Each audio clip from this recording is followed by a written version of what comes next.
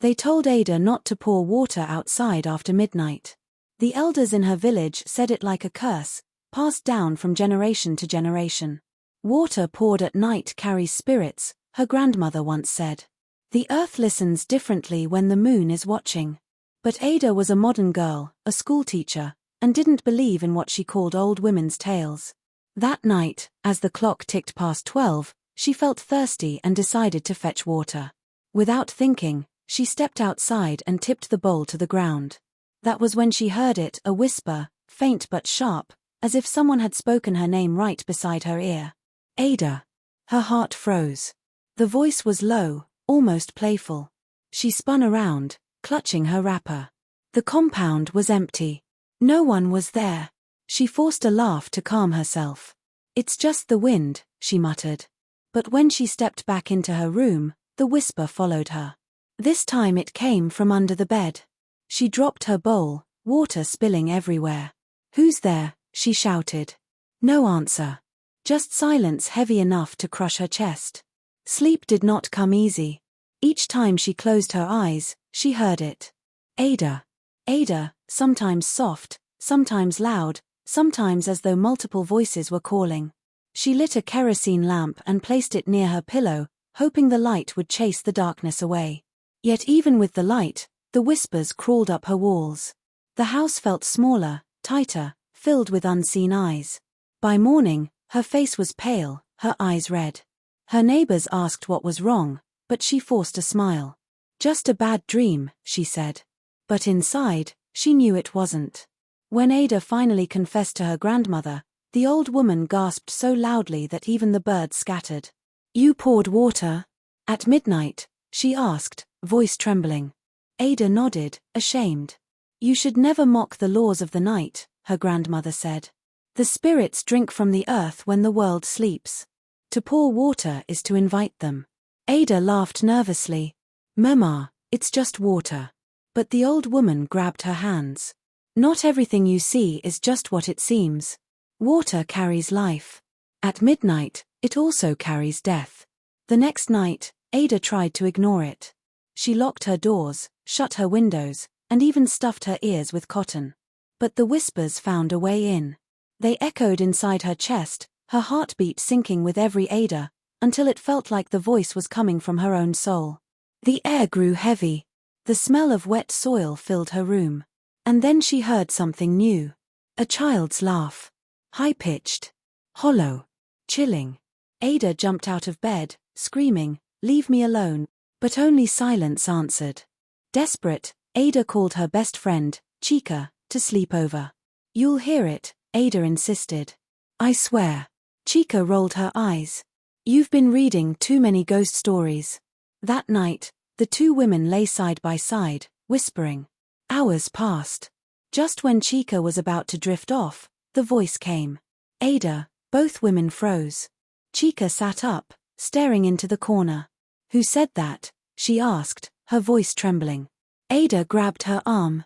"You hear it too." But before Chica could answer, the whisper grew into a chant. "Ada. Ada. Ada." The lamp flickered and went out.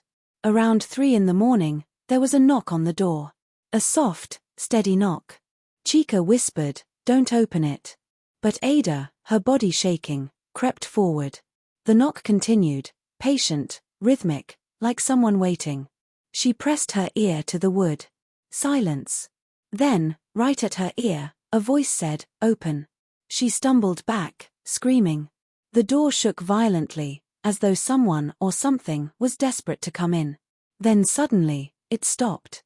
By morning, Chica refused to stay another night. "Ada, this house is cursed," she said.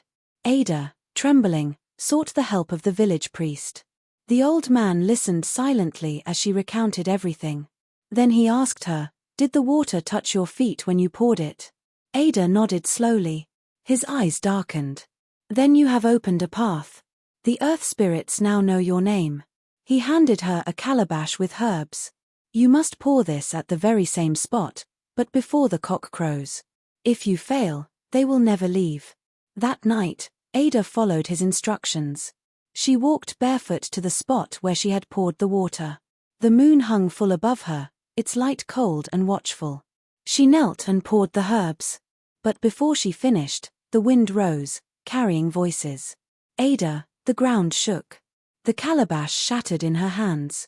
She screamed and ran, but something held her ankle. She looked down, muddy hands reaching from the earth. She kicked free, racing back into her house. But the whispers were louder than ever.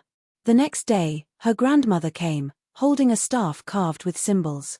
She began chanting, her eyes shut, sweat dripping down her face. Suddenly, the room grew icy. Ada's late mother's voice called from the shadows. Ada, tears filled Ada's eyes. "Mama!" The grandmother yelled, "Do not answer." But Ada sobbed, "Mama, is it you?" The whispers swelled, laughter mixing with sorrow. "Ada, come." The grandmother struck the ground with her staff, and the voices vanished. But not completely. That night, her grandmother told her the truth. "Your mother died with secrets. She was tied to the spirit world, and you are her blood." The midnight water woke them. Ada shook her head, crying, "So I am cursed?" The grandmother sighed. "No, child. You are chosen. But chosen people suffer if they deny their path." Ada's hands trembled. "What path?" Her grandmother whispered, "The path of listening. Of carrying the voices not as a burden, but as a gift." At first, Ada resisted. How could whispers be a gift? They kept her awake, filled her with fear, drained her joy. But slowly, she noticed something. Among the dark voices were softer ones, voices that warned her of danger, voices that guided her decisions, voices that comforted her when she wept. One whisper told her not to take the road by the river one day. She obeyed, only to hear later that a boat capsized there. Could it be true?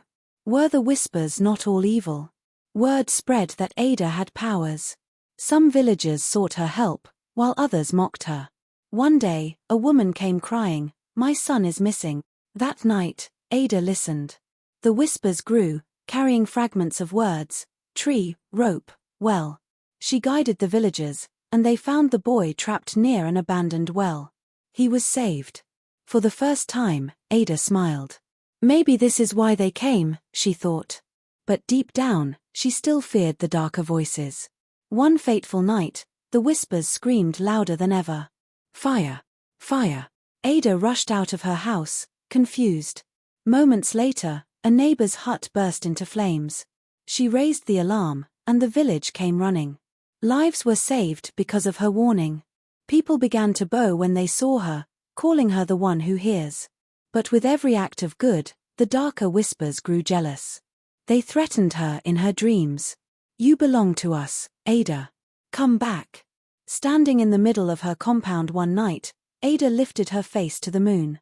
Tears streamed down her cheeks. "Why me?" she cried. The whispers surrounded her, louder than ever, pulling her in different directions. Some begged, some cursed, some pleaded. Her grandmother appeared at her side. "Child, you cannot silence them. You can only choose who you will listen to." Ada closed her eyes, steadying her breath. "Then I choose the light." And at that moment, the darker voices began to fade, leaving only the ones that guided and healed. From that night on, Ada's house was never silent. The whispers remained, but no longer as torment. They became her gift, both a burden and a blessing. She used them to save, to heal, to warn. And the villagers learned a lesson too: never dismiss the wisdom of the elders. Because sometimes, the things we call superstition carry truths beyond our sight. And this is why you should never pour water outside at midnight. Stories like this remind us that every tradition carries a hidden truth. What do you think, was Ada cursed, or was she chosen?